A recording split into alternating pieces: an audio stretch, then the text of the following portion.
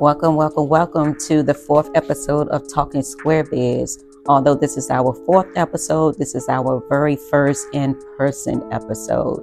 And my goal for this was to actually get out in the community to speak with small business owners in the African American community, to hear their stories, for them to inspire and motivate others who are pursuing a career as an entrepreneur. And today's guest, we have Kea Dupree. Kea Dupree of Kea Dupree Photography. She is a powerhouse photographer. And we wanted to talk with her today to get her secret sauce, to hear her story, and again, to inspire and to motivate those of you who are watching today so that you can have the courage to go out and to pursue your dream in photography or whatever industry that may be. So thank you for coming in today, Kea. Thank you for having me. I really appreciate it. So Kea, before we get started, I said a couple of accolades, but tell the people about who you are. So I am originally from the DC area, Tacoma Park, Maryland, born and raised. I went to Florida A&M in Tallahassee, Florida, where I originally majored in physics with a minor in math. And maybe about my junior year, I said, I don't want to do this anymore. I want to go back into photography, which is what I did in high school. And I called my dad and he said, I don't care what you do, just please graduate and don't waste any more of my money. So that was 24 years ago at this point. I've been a professional photographer for about 22 years. That is absolutely remarkable. I mean, I don't hear too many stories like that where someone has been able to pursue their passion or their dream on their own terms. Yeah. So let's dive in. Okay, so I have a few questions. Let's dive in. So the first question is, you pretty much talked about it.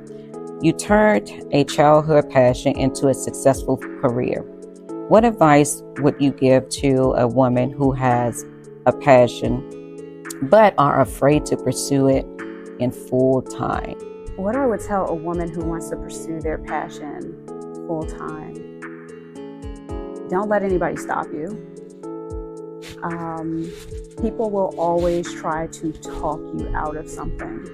And for me, there have been times I'm like, I should just go back and get a 9-to-5. And it actually kind of depresses me thinking about doing anything else than what I'm doing. I think it's my sole purpose to do what I do. And you really have to follow your heart. You have to follow your gut. You have to quiet, I don't like to say the haters because I feel like that's so cliche, but you have to quiet the noise. And sometimes you just have to turn within. People will genuinely try to rock your confidence. But a lot of times because they're jealous because they can't do what you're doing. So continue to do what you're doing, continue to educate yourself on what you're doing. Understand, like for me, I'm an artist. The one regret I do have is not taking business classes, like whether it was at a community college or whatever. Of course, I have an accountant, thankfully my husband was a business major in marketing, so I had outside help. But I think there are just other things that I could have done to help me along. The road definitely gets scary, but my thing is you can't stop. You just have to keep going. And there's no straight path. It is a winding path. It's like a river and it gets rough and then it's calm and, it ebbs and it flows and you cry a lot. But the journey is always worth it if it's what you're supposed to be doing.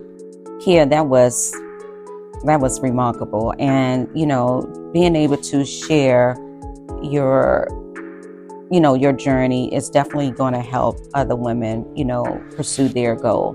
So my next question is, many women feel pressure to stick with their first career choice. How did you find the courage to change your major from physics to photography? And what lessons did you learn from that decision? I don't think I really learned the lesson that I don't think I really realized that I made the right decision until I was much older. And I say that because, again, 20 years old, we make very impulsive decisions. But in my gut, I was like, I know I love science. Like, I am a science and math kid. I love watching the Science Channel. I love watching Mythbusters. I love stuff like that. but I just could not see myself doing it as a career. And so it wasn't a full Hail Mary, but it was kind of like, yeah, I want to do that. That feels right. And so there were times I was like, did I make the right decision? Should I just have stayed in science and math? That's what makes sense. That's what you can come out of school with and go work of a lot of places. But then I look at some of my friends who I went to college with, and they were business majors, they were engineering majors, and I found themselves going back to school at like 35, 37 for completely different careers. Like, I have a really good girlfriend of mine, and I talk about her all the time, so if she sees this, hey girl. She was an engineering major, making really good money, traveling all over the country. She was like, I'm going back to school for interior design. I don't like this anymore. Wow. And that's what she's been doing for, I guess maybe 7 or 8 years. Wow.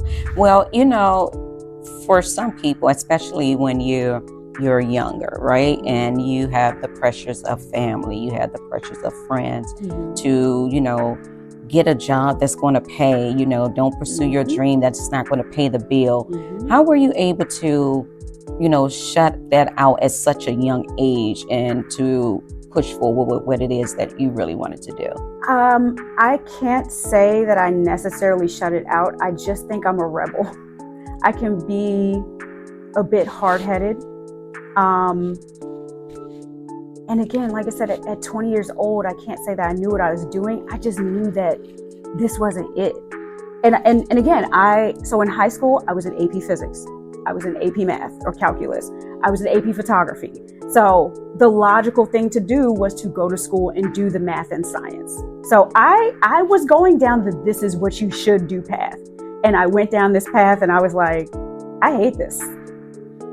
I don't want to do this. Right. So I'm not going to. And what I will say, and I'll say this to anyone that is watching, that is a parent, I appreciate that my dad was like, if that's what you're going to do it, graduate, don't waste my money. It was like, no, why are you doing that? Don't do that. Stay in the science. So I had to have the support. I had to have if that's what you feel like you need to do it. Right. And I'll support. And that's so important. I mean, like you said, you had that support, so it made it much more easier for you to just, pursue your dream. And unfortunately, not a lot of people have that support from their family. And so they end up just going a whole 4 years and 6 years just to end up later in a lot of debt and regretful and resentful because they wasn't able to pursue their dream. Starting a business can be scary. What were some of the biggest challenges you faced in launching Kea Dupree Photography, and how did you overcome them? This is going to sound kind of silly, but for me, as a grown woman who was diagnosed at 33 with ADHD, I'm going to tell you one of the hardest things for me, the legal paperwork. I hate paperwork. All the LLC paperwork. I have right now I have a government certification, which may not mean much right now. But even I had looked at it years ago, and there's a stack of paper this big that you have to read through. And I was like, yeah, I'm not going to read that. I hired somebody 5-6 years later. She went through it and she was like, all you need to do is this, this, this, and this. And she sat there with me and filled it out. But again, it sounds so silly, but again, running a legal business, there's so much paperwork. You have to know your tax laws in whatever state you're in, whatever city you're in. Are you a LLC, a sole proprietor, S Corp? When do I change over? I don't know those things, but thankfully I have a really good friend who's an accountant who knows all of those things. And he, was like, okay, when we get to this point, this is when we change over here. So when you start a business, just understand that you're always going to be growing. So yeah, you may start as a sole proprietor where you're just using your social security number, and you get to a point where, okay, now it's time for LLC because I'm making a certain amount of money. That changes how taxes are done. And you go through that. And then maybe you move up to an S Corp where you're making a little bit more money because, again, taxes and all that stuff that I don't know about, but I trust my professionals to know about. But it goes back to, if you're going to run a business, just take a basic business course just for understanding. But then you have your professionals that do the things for you. And so you're saying that just made me think, and I spoke about this before to businesses, businesses or individuals that start in a business. Hire the people, invest the money, invest the time in the people who are able to do what it is that you're not able to do, who understands those things. You can't do everything. You can't be the accountant. You can't be the social media person and the salesperson.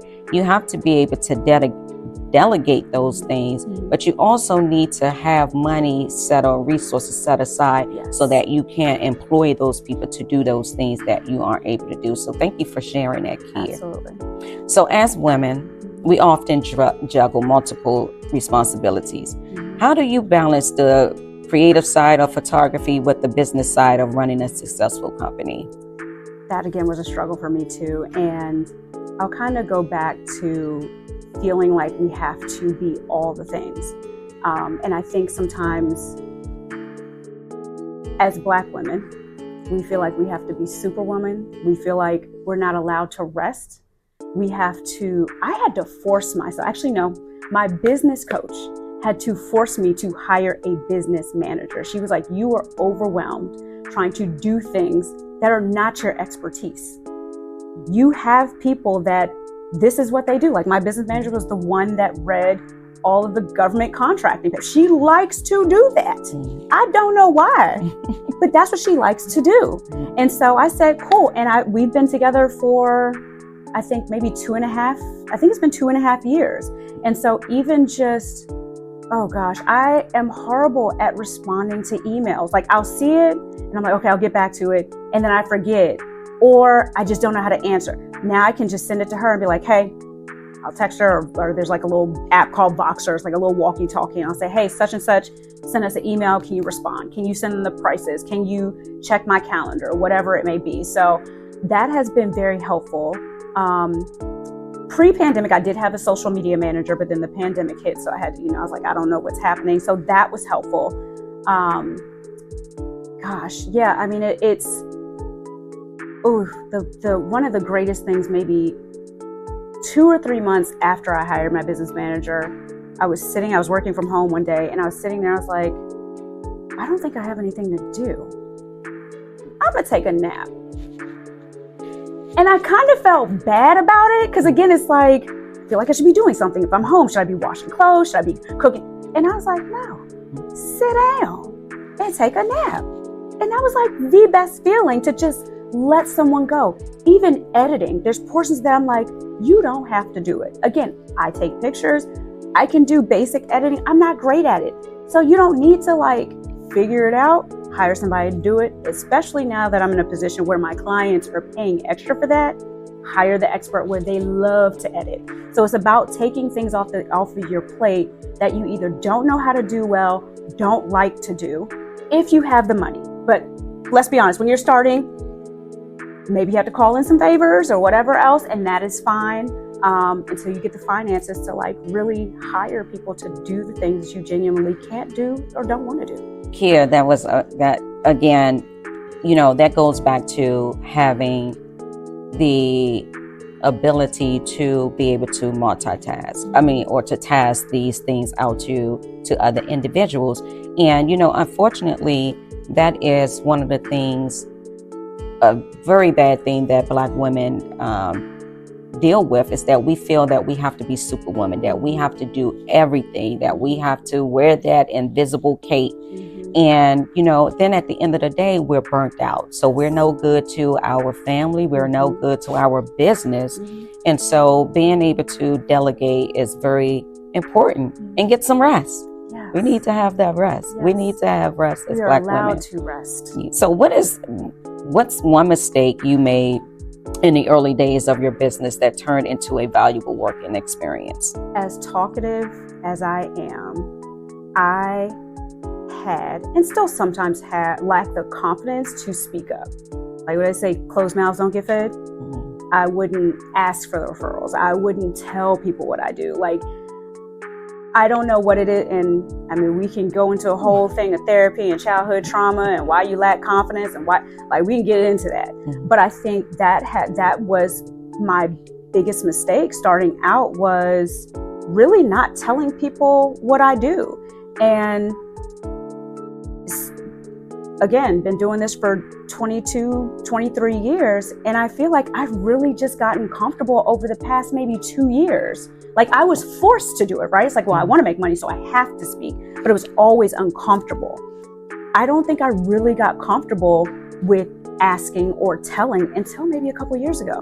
Why do you think that is, that it took you so long to overcome that? Like, why wouldn't you want to share with anyone and everyone about what you were doing, especially since this is a dream that you had since childhood? You would think you would want to scream it from the rooftop.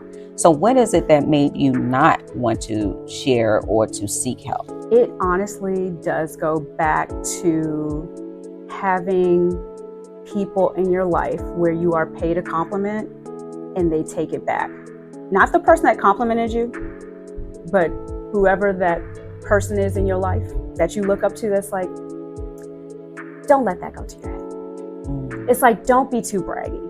Don't take the compliments too serious, or whatever it is. And it's just, I mean, it's a seed that, again, I think anybody needs to look at this, but specifically as Black women, I think a lot of times there are seeds that were unintentionally planted in us at a very young age that have grown into a full-grown tree as adult women. And it's just there, and we don't know why. And so again, being a business owner, your personal life overlaps so much. It's not that, it's different if I, was Kea Dupree who worked for, I don't know, Amazon, name whatever company. I'm going to work for that company. But you're exposing yourself when you're working for yourself, whatever you do. And so, and we can take this whether you're an artist or not. I will always go back to what Erykah Badu said. We're sensitive about our stuff. I don't care if you run your own accounting business or if you are a photographer, but you tend to take things personally when you shouldn't. And there's just some things that will rock your confidence. And you kind of go back to that childhood space, that like 13-year-old girl that you were at that time, like, okay, let me just. So there were just a lot of layers that I did not know I had to pull back from things that happened 20, 30 years ago. And so, yeah, it was a lot of work. So I wish I had opened my mouth and been more comfortable and not worrying about what anybody thought, right? And even, it's still hard for me to post on social media. It's hard for me to do stuff like this. I'm used to being behind the camera.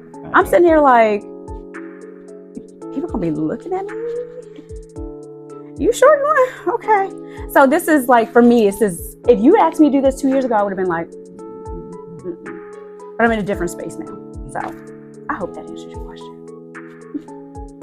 Well, Kea, I love seeing your growth and your transformation. I mean, if you want to be, you've been in business on your own for how many years now? Actually 23. So no, 22. It's been 22. 22. And so for someone to have been in business for that long and, are now starting to branch out, I mean, there's really no time limit, right? There's really no time limit on growth and expansion. And so you're here now, and we're so happy that you have, transformed and growing, but you're still growing, but you're still making strides in that. And so that is so commendable. Thank you for that. Yeah. As Black women in the photography industry, have you faced any unique challenges, and how have you navigated them? So one thing that I've been able to do in this industry is pivot. So when I first started, I really wanted to do like fashion and commercial and all of that, but I had to like get a job when I first got to school because I had student loans. So, but then I got into families, weddings, and babies. And I did that for about 12 years. I went to conferences and things like that. And a lot of times, at least at that time, it wasn't that many of us there. Black men, Black women, it was a very white space. It was a very white male space. And I still made friends and I still learned from them. Because again, I think sometimes culturally, we obviously have some differences. So I was able to learn. But over the past, I would say at this point, 15 years or so, I've really been able to team up with a lot of Black female photographers. Some of us are more commercial or red carpet, corporate, sports, but we refer each other to a lot of different things. I am a natural talker. So again, while sometimes it's hard for me to open my mouth, I actually enjoy talking to other photographers, especially Black female photographers, but even the Black male photographers, because we do have a lot in common. We share some of the challenges that we've had. I think the biggest one that we all will agree upon is that you will hear, oh, we want to support your Black woman-owned business. And then it's like, here's the invoice. And they're like, well, and I'm like, well, because I already know, and I've had this happen, where it's like, you don't want to pay what the amount of money that I need to make this happen for you. But I absolutely know that you will pay that white man more to do the same job. You want me to do this job with my hands tied behind my back and you complain it won't be the same quality. I don't necessarily have that issue as much anymore, but that's, I feel like when we deal with that in any space, it is demanding our worth. And when we demand it, they're still just kind of like, I don't know. And sometimes you just have to let it go. It's like, you know what, maybe you're not my client. A lot of times I do circle back. So there's that. But it's demanding respect. It's earning the respect, but it's also demanding the respect in a society that looks at us in a certain way. I think my other issue, which I love that we have, is that I sometimes look a lot younger than what I actually am. And I can tell by the way people speak to me. And I have to throw a little, well, I've been doing this for 20 years. I'm like, oh, really? How old are you? Like, you can do the math. So it's been some issues, but you know, it always works out.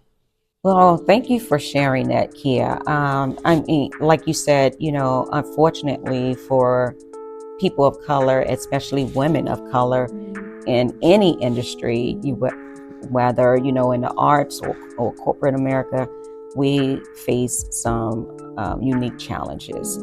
But as you stated, you were able to work through those and eventually they circle back. Mm-hmm. And it really is about having, like I said, a community of other women where we either, if I can't take a job, I know I have a little basket of people that I'm like, which one of y'all is available to take this? And we do that for each other. And that has been very helpful. Or if I have a job where I need assistant and vice versa, it's a little circle of us. We reach out to each other. We'll put it out there because we want to make sure keep it in the family as much as we can. That's kind of rare, depending on what industry you in. I know I came from a background when I started as a makeup artist, and there was not that kind of camaraderie there. You know, there was a lot of, you know, this is mine, I'm not sharing anything. And so to hear you say that in your industry and you were able to build community and share resources with your fellow photographers is remarkable. Kea, photography is a powerful storytelling tool. How do you use your lens to empower and uplift women through your work? Common theme that I hear, and I'll even include myself in it because I'm used to being behind the cameras. I'm not photogenic. That is the main thing I hear. I'm not photogenic. I don't like taking pictures, but I have to for my business. And my studio over the years has almost become a therapy office. Like, I have had people cry in here, like they get their makeup done. We have music going, you know, while they're getting makeup done, I'm in here chatting them up. We've already had a conversation on the phone. And it's not about disarming people. It's just making people feel comfortable. Like, okay, I'm in a safe space. One of the things I ask on my questionnaires, who's your favorite musician? Because that kind of already gives me an idea of what kind of music you're into. And we don't have to listen to that when we're in the studio. But I will even be like, here, Bluetooth your playlist. I don't care if you want to hear Kirk Franklin. I don't care if you want to hear Meg Thee Stallion. Whatever it is that you need to do to feel comfortable. But we have fun in here. And that fun translates through the lens. So while I have great equipment and I'm great at what I do, I always tell people, I can only give you what you give me. I am your mirror. I said, but I'm going to make sure that when you look into this mirror, that you feel beautiful, you feel great about yourself. And I mean, I guess that's just been kind of my secret sauce. It's just, I like to have fun. And when you have fun, it makes my job easier. And I want you to look at your pictures and be like, not only do I look good, I actually enjoyed myself. I don't care if it's just the basic headshot. I don't care if it's you're coming in here for a full branding session. But that, for me, is I make people feel how I want to feel. And whether it's through photography or not, I think I would do that even if I was an accountant. It's just me. Yeah, I mean, that's amazing. I mean, making people feel comfortable, because to me, photography, videography, it's an art where people have to be vulnerable. Mm-hmm. And a lot of people have trouble being vulnerable, not with just in themselves, but especially around other people. Mm-hmm. And for you to be able to bring that out of them, I guess that's why you've been around for as long as you have. Yeah. So what inspires your creativity, and how do you keep your passion alive after so many years in the industry? Ooh, I love a good collaboration. So my niece is a makeup artist, but first and foremost, she's a stylist and she's a creative director. So there'll be times I'm like, ooh, I have an idea, and I'll put it out there, and then she just takes it and runs. And then we'll come in here, and it's like, if you ever get a chance to work with us, it's just this weird, I don't know what to call it, telepath something. It's like, I'll say, hey, can you? And she'll like, I see it. And she'll jump in and do it. Or she'll say, hey, can you move that? I got it. I already know. It's like we already know what we're thinking. Sometimes I'll have clients, they'll send me like the mood board of what they want. And we'll start there. And then my brain will just pivot. And I'm like, something just clicked on. Like sometimes it is literally just in the moment. So it varies. It varies from shoot to shoot, honestly. Like I wish I could explain how my brain works, because I don't even understand it. It's almost like how you listen to music and you're like, how did they come? Like, I'll use Timberland. How did he come up with that? He probably could never explain to you why he made that beat and how he did it. I was watching a video of him where he did a beat with rakes and trash cans. He was like, I don't know, I just did it. That's literally, sometimes it's just like, I don't know, I just did it. It's just something, I saw something in my brain and it clicked and I did it. So weird artist creative stuff. I think that's true for creatives in general. Like, I mean, there's just something in us that just, you can't really explain it. It can be anything, a glimpse of, you can be watching something, or, strolling through social media, or driving down the street, or anything, will just elicit that creativity in you. Mm-hmm. So what advice would you give? What advice would you give to women who want to tap into their creative side, but don't know where to start? I think it depends on what you want to do. Like if you just wake up one morning, you're like, I think I want to knit. Go do it and see where it goes. Or you want to paint, go to Michael's and grab some stuff and see what happens. Like everything doesn't have to necessarily look like the Mona Lisa. It needs to look like whatever it is that you want to look like. Take a class. I mean, there's so many avenues to it. And like I said, it's just a matter of, if you just wake up one morning and you get this burst of inspiration, go do it. See what happens. Because you never know. Like for me, I randomly got into gardening. I did it for a little while and I decided I'm going to go take a class. I already knew what I was doing, but for some reason I felt like I needed to go get a master gardener certification. So I am a certified master gardener where I can teach other people how to garden and actually make money off of it, which I may try to do since, eggs is expensive. But yeah, I mean, whatever just sparks, just sometimes take the spark and just run with it. And don't be scared. Just go. I really appreciate that. I know this may sound, as you stated before, cliche, but my favorite 3 words of all time is Michael Jordan's "Just Do It." Mm-hmm. That's been my motto for years. Mm-hmm. I've never been one to overthink or, second guess. If it came to me, I just do it. And unfortunately, not everyone has that unique ability to do whatever it is that they want to do. Like I said, it can be childhood trauma. It can be, a myriad of things that stopped you from pursuing whatever it is that you want to do, as long as it's legal. You're right. As long as it's legal. Right. Go and I will for it. say, I am very much an overthinker. So a lot of times when a lot of these things I'm saying, and even when I have these conversations with my clients, I'm like, I'm talking to myself too. Mm-hmm. I'm not pointing and talking at you. I am talking to myself too, because I don't struggle as much, but there are days I'm like, what are these people going to think? And it's like, just post it or whatever it is, so yeah. Looking back on your journey, what do you want your legacy to be as a photographer and as a woman in business? I really want people who have been in front of my lens to just remember the fun. Like, that was fun. She was fun. I take what I do seriously, but I'm also an unserious person. I really just want people to see the joy. I want people to see me. Business-wise,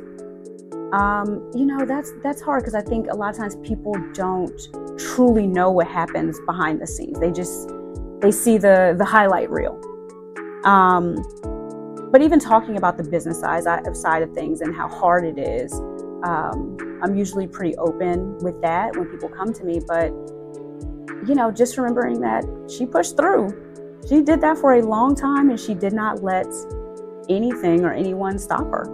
Thank you, Kea, so much for joining me for this very first in-person live of Talkin Square Biz with Tona Michelle. It was such a pleasure to hear from you, to speak with you, to hear your story and your inspiration to inspire other women of color in business to pursue their dreams. No matter what it is, no matter what industry, go out and pursue your dreams.